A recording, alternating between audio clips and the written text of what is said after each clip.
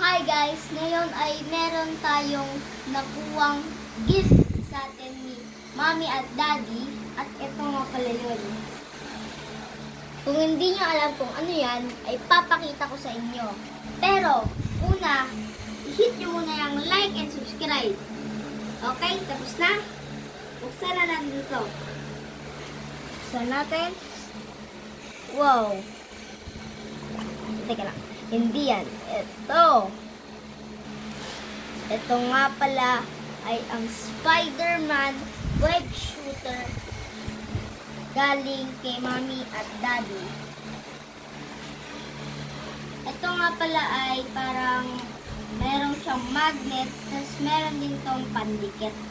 Pwede mong tanggalin siya at pwede mong kabit. So, isusuot ko lang ito. Guys, ito nga pala ay pwedeng 2 options. Ito ay pandikit at ito ay magnet. Ito, magnet muna ang gagamitin ko kasi pwede po siyang dumikit sa bakal. Ididikit natin siya dito sa pinto. Pwede niyang isarado yung pinto pag nakabukas. Kanina na-try ko na po yan.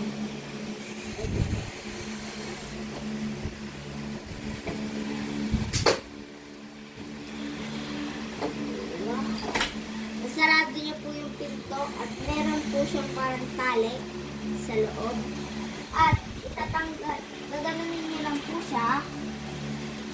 Pag nahulog, ito po, ilalong press niyo lang po ito para bumalik yung web. Pag bumalik na, push nyo lang po dito sa at i-ano nyo po ulit. Try naman po natin ng merong pandikit.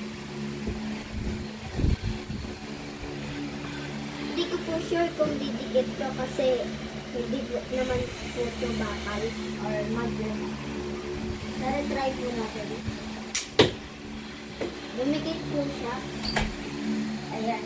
Dumidikit pa rin po siya kahit magnet. Or kahit pandikit. Ang dikit ng dikit niya kasi malakas yung tira ng web shooter.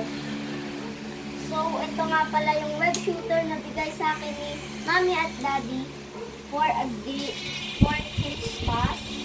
So, if nag-enjoy kayo, paalala nga po pala, huwag niyo po ito itututok sa tao dahil masakit po ito pag tumama sa balat ng tao.